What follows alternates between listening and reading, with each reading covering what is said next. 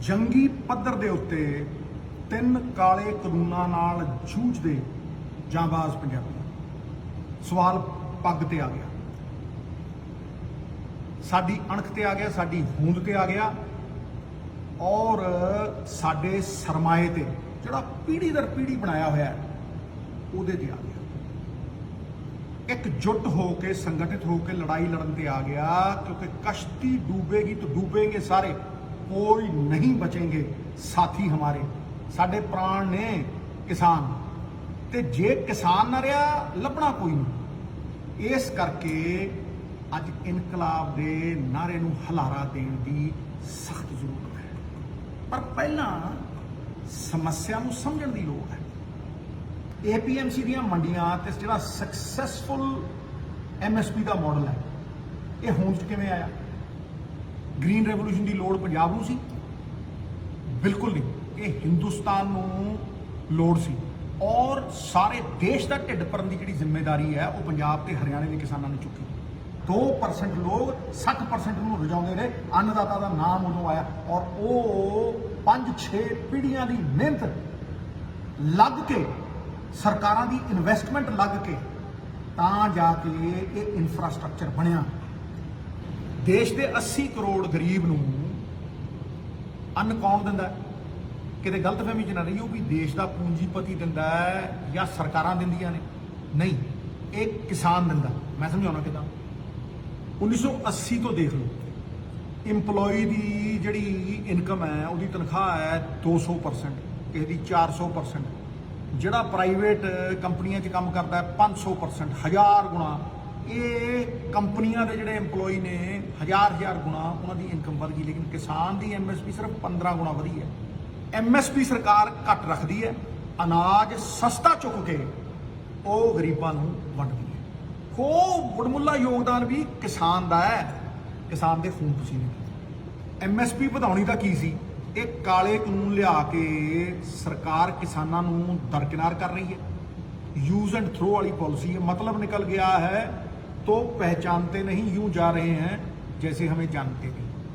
ਤੇ ਜਿਹੜੇ ਸਟੇਟਾਂ 'ਚ, ਜਿਹੜੇ ਰਾਜਾਂ ਦੇ ਵਿੱਚ ਇਹ APMC ਦੀਆਂ ਮੰਡੀਆਂ ਪਹਿਲਾਂ ਹੀ ਰੱਦ ਕੀਤੀਆਂ ਜਾ ਚੁੱਕੀਆਂ ਨੇ, ਉੱਥੇ ਪ੍ਰਮਾਣ ਦੇ ਤੌਰ ਤੇ ਦੇਖ ਲਓ ਕਿ ਅੰਨਦਾਤਾ ਦਰ ਦੀਆਂ ਠੋਕਰਾਂ ਖਾਂਦਾ ਹੈ ਤੇ ਲੇਬਰ ਕਰਨ ਤੇ ਮਜਬੂਰ ਹੋਇਆ ਹੋਇਆ।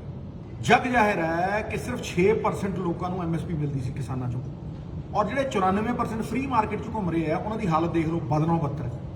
ਪੂੰਜੀਪਤੀਆਂ ਨੂੰ ਤੁਸੀਂ ਆਊਟ ਆਫ ਦੀ ਵੇ, ਜਿਹਨੂੰ ਲੋੜ ਨਹੀਂ ਉਹਨੂੰ ਤੁਸੀਂ ਆਊਟ ਆਫ ਦੀ ਵੇ ਜਾ ਕੇ ਮਦਦ ਕਰਦੇ ਹੋ। ਰੈਵਨਿਊਜ਼ ਫੋਰਗੋਨ ਦੇ ਵਿੱਚ 4-5 ਲੱਖ ਕਰੋੜ ਰੁਪਏ ਦੇ ਹਰ ਸਾਲ ਤੁਸੀਂ ਟੈਕਸ ਛੱਡਦੇ ਹੋ। ਉਹਨਾਂ ਨੂੰ ਟੈਕਸਾਂ ਦੇ ਵਿੱਚ ਵੀ ਛੂਟ ਦਿੰਦੇ ਹੋ, ਉਹਨਾਂ ਨੂੰ ਸਬਸਿਡੀਆਂ ਵੀ ਦਿੰਦੇ ਹੋ, ਤੇ ਜਦੋਂ ਕਿਸਾਨ ਨੂੰ MSP ਦੇਣੀ ਹੁੰਦੀ ਹੈ ਹਾਹਾਕਾਰ ਮਚ ਜਾਂਦਾ। ਉਲਟੀ ਗੰਗਾ ਵਹਿੰਦੀ ਹੈ। ਅੱਜ ਤੇ ਇਕਨੋਮੀ ਡੁੱਬੀ ਪਈ ਹੈ, ਰਿਸੈਸ਼ਨ ਵੱਲ ਨੂੰ ਵੱਧ ਰਹੀ ਹੈ, ਅੱਜ ਤੁਸੀਂ ਕਿਸਾਨ ਮਾਰ ਰਹੇ ਹੋ। ਲੇਕਿਨ ਮੈਂ ਇਹ ਪੁੱਛਦਾ ਕਿ ਜਦੋਂ ਇਕਨੋਮੀ 8% ਤੇ ਗਰੋ ਕਰ ਰਹੀ ਸੀ, ਉਦੋਂ ਵੀ ਇੰਪਲੋਇਮੈਂਟ ਜਿਹੜੀ ਹੈ 0.4% ਸੀ, ਉਦੋਂ ਵੀ ਫਾਇਦਾ ਸਾਰਾ ਪੂੰਜੀਪਤੀਆਂ ਨੂੰ ਜਾਂਦਾ ਸੀ। ਸਾਰੀਆਂ ਪਬਲਿਕ ਸੈਕਟਰ ਕੰਪਨੀਆਂ ਮਾਰਤੀਆਂ, ਵੇਲ ਮਾਰਤੀ, BSNL ਮਾਰਤੀ, ONGC ਘਾਟੇ ਦੇ ਵਿੱਚ ਜਾ ਰਹੀ ਹੈ, ਵੱਡੇ ਵੱਡੇ ਬੈਂਕ ਅੱਜ MPਆਂ ਦੇ ਘਾਟੇ ਦੇ ਵਿੱਚ ਖਤਮ ਹੋ ਰਹੇ ਨੇ, ਤੇ ਹੁਣ ਤੁਸੀਂ ਕਿਸਾਨ ਦੀ ਮੰਡੀ ਦੇ ਮਗਰ ਪੈ ਗਏ ਹੋ। ਇਹ ਕਿੱਥੋਂ ਦਾ ਇਨਸਾਫ ਹੈ? GST ਵਾਂਗ ਇਹ ਕਾਲੇ ਕਾਨੂੰਨ ਵੀ ਸਟੇਟਾਂ ਦੇ ਹੱਕ ਖੋਲ ਰਹੇ ਨੇ। ਫੈਡਰਲ ਸਟਰਕਚਰ ਤੇ ਡਾਇਰੈਕਟ ਅਟੈਕ ਹੈ। GST ਵੀ ਸਾਡੇ ਸੰਘੀ ਢਾਂਚੇ ਦੇ ਉੱਤੇ ਇੱਕ ਬਹੁਤ ਕਰਾਰਾ ਤਮਾਚਾ ਸੀਗਾ। ਸਾਡੇ ਅਧਿਕਾਰ ਖੋਏ, ਸਾਡੇ ਹੀ ਪੈਸੇ ਲੈ ਕੇ ਸਾਨੂੰ ਮੋੜੇ ਨਹੀਂ, ਸਾਨੂੰ ਮੁਹਤਾਜ ਬਣਾਇਆ। ਔਰ ਇਹ ਕਾਲੇ ਕਾਨੂੰਨ ਵੀ ਸਾਡੇ ਮੰਡੀਆਂ ਦੀ ਇਨਕਮ ਨੂੰ ਖੋਰਾ ਲਾ ਰਹੇ ਆ। ਪਿਛਲੇ ਸਾਲ ਮੰਡੀਆਂ ਤੋਂ 3600 ਕਰੋੜ ਰੁਪਇਆ, ਐਤਕੀ 4000 ਕਰੋੜ ਆਇਆ। ਸਭ ਲੁੱਟ ਹੋਈ। ਇਹ ਸਾਡਾ ਸੰਘੀ ਢਾਂਚਾ ਸਾਡੇ ਅਧਿਕਾਰ ਪੂਰੀ ਤਰ੍ਹਾਂ ਖੋਹ ਲੈ। GST ਨੇ ਵਪਾਰੀ ਮਾਰਿਆ, ਇਹ ਕਾਲੇ ਕਾਨੂੰਨ ਕਿਸਾਨ ਮਾਰ ਰਹੇ। 28000 ਆੜਤੀਆ ਜਿਹੜਾ ਮੁੱਢ ਬੰਦਾ ਸੀ ਮੰਡੀਆਂ ਦਾ, ਉਹ ਖਤਮ ਹੋ ਜੂ। 4 ਤੋਂ 5 ਲੱਖ ਮੰਡੀ ਲੇਬਰ ਜਿਹੜੇ ਦਸ਼ਕਾਂ ਤੋਂ ਮੰਡੀਆਂ 'ਚ ਕੰਮ ਕਰ ਰਹੇ ਆ, ਉਹਨਾਂ ਦਾ ਰੁਜ਼ਗਾਰ ਖੋਹ ਲੈਣਗੇ। ਸਾਡੇ ਸਕਸੈਸਫੁਲ ਮੰਡੀ ਮਾਡਲ ਨੂੰ ਪਾਸੇ ਕਰਕੇ ਇਹ ਅਮਰੀਕਾ ਤੇ ਯੂਰਪ ਦਾ ਫੇਲ ਹੋਇਆ ਫ੍ਰੀ ਮਾਰਕੀਟ ਮਾਡਲ ਸਾਡੇ ਤੇ ਮੜ ਰਹੇ ਆ, ਸਾਡੇ ਤੇ ਥੋਪ ਰਹੇ ਆ। ਇੱਕ 2 ਏਕੜ ਜਾਂ 5 ਏਕੜ ਵਾਲਾ ਕਿਸਾਨ ਇਹਨਾਂ ਵੱਡੇ ਵੱਡੇ ਪੂੰਜੀਪਤੀਆਂ ਦੇ ਨਾਲ ਇੱਕ ਫੇਅਰ ਵਪਾਰਿਕ ਡੀਲ ਬਣਾ ਪਾਏਗਾ? ਕੀ ਉਹਦੀ ਕੋਈ ਬਰਾਬਰੀ ਹੈ? ਕੀ ਉਹ ਕੋਈ ਕਾਬਲ ਵਕੀਲ ਲਿਆ ਕੇ ਇਹਨਾਂ ਦੇ ਸਾਹਮਣੇ ਖੜਾ ਕਰ ਸਕੂ? ਇਹਨਾਂ ਕੋਲ ਤਾਂ ਹਜ਼ਾਰਾਂ ਸਾਧਨ ਨੇ, ਵੱਡੇ ਵੱਡੇ ਵਕੀਲ ਇਹਨਾਂ ਦੇ ਨਾਲ ਹੋਣਗੇ, ਕੰਟਰੈਕਟ ਦੇ ਵਿੱਚ ਘੁੰਡੀਆਂ ਹੋਣਗੀਆਂ, ਮਾਰ ਦੇਣਗੇ।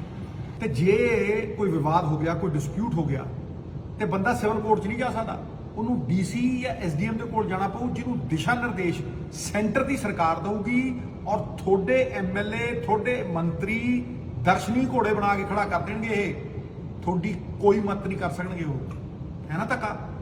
ਮੈਂ ਫੇਰ ਚੇਤਾਵਨੀ ਦਿੰਦਾ ਕਿ ਇਹ ਕਾਲੇ ਕਾਨੂੰਨਾਂ ਦਾ ਅਸਰ ਉਹਨਾਂ ਲੋਕਾਂ ਤੇ ਵੀ ਆਊ ਜਿਹੜਾ ਕਿਸਾਨ ਨਹੀਂ ਹੈ। ਫੂਡ ਇਨਫਲੇਸ਼ਨ ਆਊ, ਅੰਨ ਦੀਆਂ ਕੀਮਤਾਂ 7ਵੇਂ ਅਸਮਾਨ ਤੇ ਹੋਣਗੀਆਂ, ਔਰ ਫਾਇਦਾ ਜਿਹੜਾ ਹੈ ਉਹ ਵੱਡੇ ਪੂੰਜੀਪਤੀਆਂ ਨੂੰ ਜਾਊ, ਕਿਸਾਨ ਨੂੰ ਨਹੀਂ ਜਾਣਾ। ਲਿਖ ਲਓ, ਇਸ ਕਾਨੂੰਨ ਤਹਿਤ ਸਰਕਾਰ ਨੇ ਅੰਨ ਨੂੰ ਐਸੈਂਸ਼ੀਅਲ ਕਮੋਡਿਟੀਜ਼ ਚੋਂ ਬਾਹਰ ਕੱਢ ਦਿੱਤਾ ਹੈ, ਹੋਰਡਿੰਗ ਨੂੰ ਲੈਜੀਟਿਮਾਈਜ਼ ਕਰ ਦਿੱਤਾ ਹੈ। ਤੁਸੀਂ ਅਨਾਜ ਨੂੰ ਹੋਰਡ ਕਰੋ ਤੇ ਫਿਰ 50 ਗੁਣਾ ਜਾਂ 100 ਗੁਣਾ ਕੀਮਤਾਂ ਦੇ ਉੱਤੇ ਵੇਚੋ। ਇਹ ਤੇ ਢੇਰਗਰਦੀ ਹੈ। ਇੰਨਾ ਹੀ ਨਹੀਂ, ਇੱਕ ਹੋਰ ਘਾਤਕ ਬਿੱਲ ਤਿਆਰ ਕਰੀ ਬੈਠੇ ਹੈ, ਵਿਚ will be the last nail in our ਕਾਫਿਨ, ਖਤਮ ਕਰ ਦੂਗਾ ਪੰਜਾਬ ਨੂੰ। ਉਹ ਹੈ ਇਲੈਕਟ੍ਰਿਸਿਟੀ ਅਮੈਂਡਮੈਂਟ ਬਿੱਲ। ਉਹਦਾ ਡਰਾਫਟ ਬਣਾਈ ਬੈਠੇ ਆ, ਜਿੱਦਣ ਚਾਹਣਗੇ 2 ਦਿਨਾਂ ਦੇ ਵਿੱਚ ਉਹਨੂੰ ਪਾਸ ਕਰਕੇ ਪਰੇ ਮੰਨਗੇ। ਤੇ ਹੰਗਾਮਾ ਜ਼ਿਆਦਾ ਹੋ ਰਿਹਾ। ਉਹ ਕੀ ਹੈ ਭਾਈ? ਉਹ ਸਾਰਾ ਦਾ ਸਾਰਾ ਕੰਟਰੋਲ ਪੰਜਾਬ ਰਾਜ ਬਿਜਲੀ ਬੋਰਡ ਦਾ ਹੁਣ ਸੈਂਟਰ ਦੇ ਕੋਲ ਡਾਇਰੈਕਟਲੀ ਚਲਾ ਜਾਊਗਾ। ਔਰ ਤੁਹਾਨੂੰ ਮੈਂ ਇਹ ਦੱਸ ਦਿੰਦਾ, ਉਹਦਾ ਅਸਰ ਸਭ ਤੋਂ ਵੱਡਾ ਪੰਜਾਬ ਦੇ ਉੱਤੇ ਇਹ ਆਊਗਾ ਕਿ ਤੁਹਾਡੀਆਂ ਸਬਸਿਡੀਆਂ ਬੰਦ ਕਰ ਦੇਣਗੇ। ਉਹਦਾ ਰੂਲ ਹੈ ਕਿ ਤੁਸੀਂ ਜੇ ਕਿਸਾਨ ਨੂੰ ਸਬਸਿਡੀ ਦੇਣੀ ਹੈ, ਡਾਇਰੈਕਟ ਬੈਨੀਫਿਟ ਟ੍ਰਾਂਸਫਰ ਕਰਨਾ, ਤੁਸੀਂ ਉਹਦੇ ਬੈਂਕ ਦੇ ਵਿੱਚ ਪੈਸੇ ਪਾਉਣੇ ਆ। ਤੇ ਜਿਹੜੀ ਸਰਕਾਰ ਪਹਿਲਾਂ ਹੀ ਜੀਐਸਟੀ ਨਹੀਂ ਲੈ ਸਕੀ ਔਰ ਅੱਜ ਕਰਜ਼ਾਈ ਹੋਈ ਪਈ ਹੈ, ਉਹ 10,000 ਕਰੋੜ ਰੁਪਈਆ ਕਿਸਾਨਾਂ ਦੇ ਬੈਂਕਾਂ ਦੇ ਵਿੱਚ ਕਿੱਥੋਂ ਪਾਊ? ਖਤਮ ਕਰ ਦੇਣਗੇ ਸਾਡਾ ਸਿਸਟਮ ਸਾਰਾ, ਮੁਹਤਾਜ ਬਣਾ ਦੇਣਗੇ, ਹੱਥ 'ਚ ਠੁੱਠਾ ਦੇ ਦੇਣਗੇ। ਹੁਣ ਇਹਨਾਂ ਘਾਤਕ ਪਰਿਸਥਿਤੀਆਂ ਦੇ ਵਿੱਚ ਆਪਣੀ ਸਭ ਤੋਂ ਵੱਡੀ ਤਾਕਤ ਇਹ ਹੈ ਕਿ ਸਾਰਾ ਪੰਜਾਬ ਇੱਕ ਮੁੱਠ ਇੱਕਜੁੱਟ ਹੋ ਕੇ ਕਿਸਾਨਾਂ ਦੇ ਨਾਲ ਖੜਾ ਹੈ। ਪਰ ਇਹਦਾ ਮਤਲਬ ਇਹ ਵੀ ਨਹੀਂ ਵੀ ਸਾਡੇ ਕੋਲ ਇੱਕੋ ਹੀ ਵਿਕਲਪ ਹੈ ਵੀ ਅਸੀਂ ਰੌਲਾ ਪਾਈਏ, ਲਾਲਾ ਲਾਲਾ ਕਰੀਏ ਤੇ ਫਿਰ ਘਰ ਨੂੰ ਮੁੜ ਜਾਈਏ। ਮੇਰੀ ਰਾਜਨੀਤੀ ਸ਼ੁਰੂ ਤੋਂ ਲੈ ਕੇ ਅੱਜ ਤੱਕ ਮੁਸ਼ਕਿਲ ਦਾ ਹੱਲ ਦਿੰਦੀ ਹੈ, ਹੱਲ ਪੱਖੀ ਰਾਜਨੀਤੀ ਹੈ ਔਰ ਇਸੇ ਦੀ ਜ਼ਰੂਰਤ ਹੈ। ਜੇ ਕੋਈ ਪਾਰਟੀ ਰਾਸ਼ਟਰਪਤੀ ਕੋਲ ਮਤਾ ਲੈ ਕੇ ਜਾਣਾ ਚਾਹੁੰਦੀ ਹੈ ਵੀ ਇਹਨਾਂ ਬਿੱਲਾਂ ਨੂੰ ਰੱਦ ਕਰੋ, ਜੀ ਸੱਦ ਕੇ ਜਾਓ, ਪੁਰਜ਼ੋਰ ਕੋਸ਼ਿਸ਼ ਕਰੋ, ਸਾਰਾ ਪੰਜਾਬ ਤੁਹਾਡੇ ਨਾਲ ਹੈ। ਪਰ ਇਹ ਗੱਲ ਯਾਦ ਰੱਖੋ ਕਿ ਸਰਕਾਰ ਨੇ ਧੱਕੇ ਨਾਲ ਇਹ 2 ਬਿੱਲ ਪਾਸ ਕਰਾਏ ਨੇ ਔਰ ਆਪਣੇ ਪ੍ਰੈਜ਼ੀਡੈਂਟ ਕੋਲ ਭੇਜੇ ਨੇ। ਇਹ ਮੁਮਕਿਨ ਨਹੀਂ ਕਿ ਪ੍ਰੈਜ਼ੀਡੈਂਟ ਪਾਸ ਨਾ ਕਰੇ, ਮੀਅਰ ਫਾਰਮੈਲਿਟੀ ਹੈ ਮੇਰੇ ਹਿਸਾਬ ਦੇ ਨਾਲ। ਹੁਣ ਜੇ ਆਪਾਂ ਸੁਪਰੀਮ ਕੋਰਟ ਦੇ ਦਰਵਾਜ਼ੇ ਦੇ ਉੱਤੇ ਦਸਤਕ ਦੇਣੀ ਹੈ ਇਸ ਕਿਸਾਨ ਮਾਰੂ ਕਾਨੂੰਨ ਦੇ ਖਿਲਾਫ, ਤੇ ਬਹੁਤ ਵਾਜਬ ਹੈ, ਜ਼ਰੂਰੀ ਵੀ ਹੈ। ਜ਼ੁਲਮ ਦੇ ਖਿਲਾਫ ਆਵਾਜ਼ ਚੁੱਕਣੀ ਅਸਲੀ ਧਰਮ ਹੈ। ਲੇਕਿਨ ਇੰਨਾ ਯਾਦ ਰਹੇ ਕਿ ਸਰਕਾਰੀਆ ਕਮਿਸ਼ਨ ਪਿੱਟਦਾ ਮਰ ਗਿਆ। ਸਰਕਾਰੀਆ ਕਮਿਸ਼ਨ ਸਭ ਤੋਂ ਵੱਡਾ ਰਖਵਾਲਾ ਹੈ ਸਟੇਟਾਂ ਦੀਆਂ ਤਾਕਤਾਂ ਦਾ, ਫੈਡਰਲ ਸਟਰਕਚਰ ਦਾ। ਉਹ ਪਿੱਟਦਾ ਮਰ ਗਿਆ ਕਿ ਭਾਈ ਐਂਟਰੀ 3334 ਕੌਨਕਰੈਂਟ ਲਿਸਟ, ਜਿਹੜੀ ਸਾਂਝੀ ਲਿਸਟ ਹੈ ਸਟੇਟ ਤੇ ਸੈਂਟਰ ਦੀ, ਉਹ ਪਾਵਰ ਦਿੰਦੀ ਹੈ ਸੈਂਟਰ ਨੂੰ ਐਗਰੀਕਲਚਰ ਦੇ ਉੱਤੇ ਕੋਈ ਲਾਅ ਬਣਾਉਣ ਦੀ। ਔਰ ਇਹ ਬੜਾ ਘਾਤਕ ਹੈ। ਇੰਨਾ ਹੀ ਨਹੀਂ, it's not as bad as it looks, it is worse, ਕਿਉਂਕਿ article 249 of the constitution empowers them and gives them overriding power। Overriding power ਦਿੰਦਾ ਹੈ ਕਿ ਸਟੇਟ ਦੀ ਕਿਸੇ ਵੀ ਲਿਸਟ ਦੇ ਉੱਤੇ ਉਹ ਲਾਅ ਬਣਾ ਸਕਦੇ ਆ। ਇਹਦੀਆਂ ਸ਼ਿਕਾਇਤਾਂ ਨੇ, ਤੁਸੀਂ ਦੇਖੋ ਤਾਮਿਲਨਾਡੂ ਔਰ ਵੈਸਟ ਬੰਗਾਲ ਵਰਗੇ ਉੱਗੇ ਜਿਹੜੇ ਸਟੇਟ ਨੇ, ਉਹਨਾਂ ਨੇ ਸਰਕਾਰੀਆ ਕਮਿਸ਼ਨ ਨੂੰ ਲਿਖ ਕੇ ਦਿੱਤਾ ਕਿ ਇਹ ਐਂਟੀ ਸਟੇਟ ਹੈ। ਇਹ ਇੰਨੀਆਂ ਐਬਸੋਲੂਟ ਪਾਵਰਸ ਨੇ ਕਿ ਸਟੇਟ ਦੀ ਹਰ ਤਾਕਤ ਦਾ ਹਨਨ ਕਰਦੀਆਂ ਨੇ। ਔਰ ਐਸਾ ਆਰਟੀਕਲ 249 ਫੈਡਰਲ ਸਟਰਕਚਰ ਵਾਲੇ ਕਿਸੇ ਮੁਲਕ ਦੇ ਵਿੱਚ ਐਂਟੀ ਸਟੇਟ ਕਾਨੂੰਨ ਹੈ ਨਹੀਂ। ਹੁਣ ਤੁਸੀਂ ਮੈਨੂੰ ਦੱਸੋ, ਇਹਨਾਂ ਹਾਲਾਤਾਂ ਦੇ ਵਿੱਚ ਕੀ ਸੁਪਰੀਮ ਕੋਰਟ ਆਰਟੀਕਲ 249 ਨੂੰ ਇਗਨੋਰ ਕਰ ਦੂ ਔਰ ਪੰਜਾਬ ਦਾ ਪੱਖ ਪੂਰੂ? ਸੰਭਵ ਤੇ ਹੈ, ਪਰ ਸੰਭਾਵਨਾ ਬਹੁਤ ਘੱਟ ਹੈ। Possible but not probable. ਸਾਡੀ ਪੱਗ ਨੂੰ ਹੱਥ ਪਾਇਆ, ਸਾਡੇ ਵਕਾਰ ਨੂੰ ਲਲਕਾਰਿਆ, ਪਰ ਇਹਨਾਂ ਸਭ ਚੀਜ਼ਾਂ ਦੇ ਬਾਵਜੂਦ ਇੱਕ ਮਿਹਰ ਬਰਸ ਰਹੀ ਹੈ। ਉਹ ਇਹ ਹੈ ਕਿ 3 ਕਰੋੜ ਪੰਜਾਬੀ, ਸਾਰੀਆਂ ਪੋਲੀਟੀਕਲ ਪਾਰਟੀਆਂ ਔਰ ਸਾਰੀਆਂ ਕਿਸਾਨ ਯੂਨੀਅਨਾਂ ਇੱਕ ਮੁੱਠ ਨੇ, ਇੱਕਜੁੱਟ ਨੇ, ਆਤੁਰ ਨੇ ਕਿ ਪੰਜਾਬ ਦੇ ਕਿਸਾਨ, ਪੰਜਾਬ ਦੀ ਅਣਖ, ਪੰਜਾਬ ਦੀ ਪਛਾਣ ਨੂੰ ਕਿੱਦਾਂ ਬਚਾਇਆ ਜਾਵੇ। ਇਹ ਸਮੇਂ ਦੀ ਮੰਗ ਹੈ ਹਰ ਪੰਜਾਬੀ ਦੀ ਆਵਾਜ਼ ਹੈ ਕਿ ਇੱਕ ਕਾਮਨ ਮਿਨੀਮਮ ਪ੍ਰੋਗਰਾਮ ਉਲੀਕਿਆ ਜਾਵੇ ਔਰ ਯੋਜਨਾਬੱਧ ਤਰੀਕੇ ਦੇ ਨਾਲ ਉਲੀਕਿਆ ਜਾਵੇ। ਸਹੀ ਸਮੇਂ ਦੇ ਉੱਤੇ ਆਰੰਭ ਕੀਤੀਆਂ ਹੋਈਆਂ ਨੀਤੀਆਂ ਫਲਦਾਈ ਸਿੱਧ ਹੁੰਦੀਆਂ ਨੇ।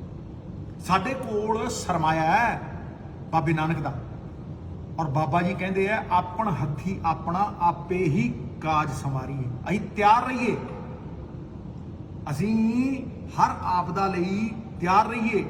ਸੰਗਠਿਤ ਹੋਈ ਸ਼ਕਤੀ ਜਿੱਤ ਦਾ ਕਾਰਨ ਬਣਦੀ ਹੈ, ਵਿਭਾਜਿਤ ਹੋਈ ਸ਼ਕਤੀ ਪਤਨ ਦਾ ਕਾਰਨ ਬਣਦੀ ਹੈ। ਸੰਘਰਸ਼ ਪੰਜਾਬੀਆਂ ਦਾ ਗਹਿਣਾ ਹੈ। ਕਿਸਾਨਾਂ ਦੀਆਂ ਮੰਡੀਆਂ, MSP, ਕਿਸਾਨਾਂ ਦੇ ਹੱਕਾਂ ਦੇ ਲਈ ਜਿਹੜਾ ਅੰਦੋਲਨ ਹੈ ਉਹਨੂੰ ਬਰਕਰਾਰ ਰੱਖੀਏ, ਜਾਰੀ ਰੱਖੀਏ, ਉਹਨੂੰ ਹੋਰ ਵਧੇਰੇ ਵਧਾਈਏ। ਲੇਕਿਨ ਕਿਸਾਨਾਂ ਦੀਆਂ ਮੌਜੂਦਾ ਔਰ ਆਉਣ ਵਾਲੀਆਂ ਜਿਹੜੀਆਂ ਮੁਸੀਬਤਾਂ ਦੇ ਉੱਤੇ ਚਿੰਤਨ ਕਰਨ ਲਈ, ਉਹਨਾਂ ਦੇ ਹੱਲ ਕੱਢਣ ਦੇ ਲਈ ਇਸ ਕਾਮਨ ਮਿਨੀਮਮ ਪ੍ਰੋਗਰਾਮ ਦੇ ਵਿੱਚ ਆਪਣਾ ਆਪਣਾ ਯੋਗਦਾਨ ਪਾਈਏ।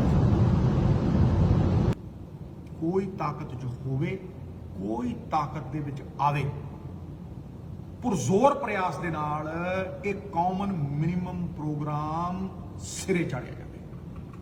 ਮੇਰਾ ਇਸ ਕਾਮਨ ਮਿਨੀਮਮ ਪ੍ਰੋਗਰਾਮ ਦੇ ਲਈ ਪਹਿਲਾ ਸੁਝਾਅ ਇਹ ਹੈ ਕਿ ਪੰਜਾਬ ਦੀਆਂ ਸਾਰੀਆਂ ਪੋਲੀਟੀਕਲ ਪਾਰਟੀਆਂ, ਪੰਜਾਬ ਦੀਆਂ ਸਾਰੀਆਂ ਕਿਸਾਨ ਯੂਨੀਅਨਾਂ, ਪੰਜਾਬ ਦਾ ਬੱਚਾ, ਪੰਜਾਬ ਦੇ ਬਜ਼ੁਰਗ, ਪੰਜਾਬ ਦੇ ਜਵਾਨ ਡਟ ਕੇ ਇਹਨਾਂ ਕਾਲੇ ਕਾਨੂੰਨਾਂ ਦੇ ਵਿਰੋਧ ਕਰਨ ਔਰ ਜਦ ਤੱਕ ਰਗਾਂ 'ਚ ਲਹੂ ਹੈ ਤਦ ਤੱਕ ਲੋਆਂ ਆਵਾਜ਼ ਦੇਵੇ ਵੀ ਇਹਨੂੰ ਲਾਗੂ ਨਹੀਂ ਹੋਣ ਦੇਣਾ।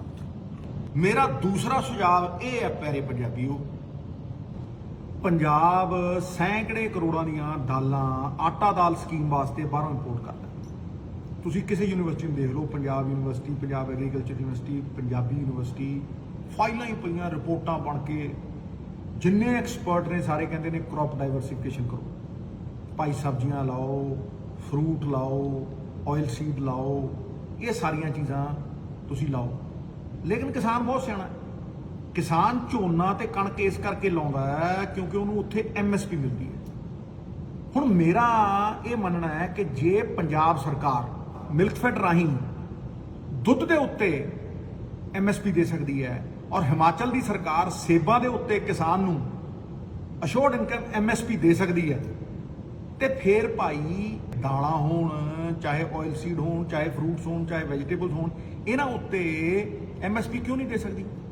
ਮੇਰਾ ਇਹ ਮੰਨਣਾ ਹੈ ਕਿ ਪੰਜਾਬ ਸਰਕਾਰ ਹੋਲਡਿੰਗ ਕੈਪੈਸਿਟੀ ਦੇਵੇ ਕਿਸਾਨ, ਕੋਲਡ ਸਟੋਰੇਜ ਬਣਾਵੇ ਜਿੱਥੇ ਉਹ ਆਪਣੀ ਉਪਜ ਨੂੰ ਸਟੋਰ ਕਰ ਸਕੇ ਔਰ ਵੱਡੇ ਪੂੰਜੀਪਤੀਆਂ ਦੇ ਅੱਗੇ ਗੋਡੇ ਨਾ ਟੇਕੇ। ਔਰ ਇਸੇ ਤਰੀਕੇ ਮੈਂ ਵਿਨਮਰ ਬੇਨਤੀ ਕਰਦਾ ਸਾਰੀਆਂ ਯੂਨੀਅਨਾਂ ਨੂੰ ਕਿ ਉਹ ਆਪਣੇ ਸੁਪਨੇ ਸਾਕਾਰ ਕਰਨ।